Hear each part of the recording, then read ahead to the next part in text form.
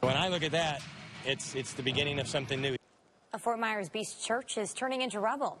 The Beach Baptist Church was destroyed by Hurricane Ian. Demo crews contracted by the state's Division of Emergency Management are now taking down what's left of the building. NBC2's Gage Goulding is live at the demo site, finding out why it's taken so long to do this to other buildings.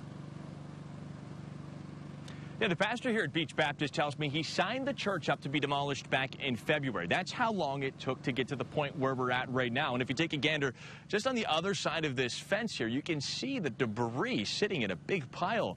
Crews actually used a giant claw to quite literally tear that building apart, the side of the building apart. But before they did that, they meticulously, very carefully removed what could be the most recognizable part of this church. Meticulously, the first and probably most recognizable part of the Beach Baptist Church was brought down.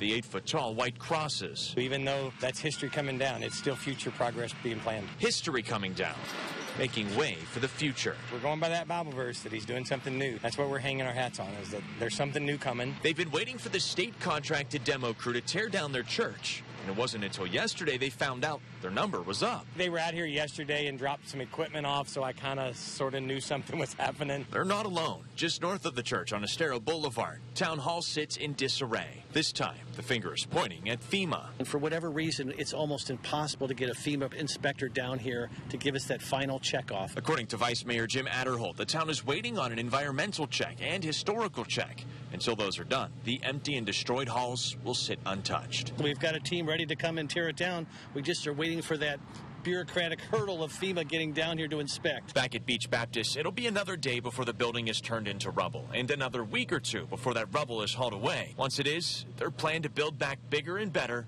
will begin. That's the plan. Condos up front, church in the back with workforce housing. Now, if you can imagine with me here, once all of this rubble and debris is gone, an 8-story condo building could stand right where I'm standing at right now. And the pastor says this is really the only way, in his eyes, he can see that they can afford to rebuild the church portion of this property. Now, as for the other buildings here on the island still waiting to be demolished, like Town Hall, I asked the Florida Division of Emergency Management exactly when we could see all of these buildings torn down. I'm still waiting for an answer tonight. I'm reporting live and local on Mid-Fort Myers Beach. Gage Goulding, NBC2.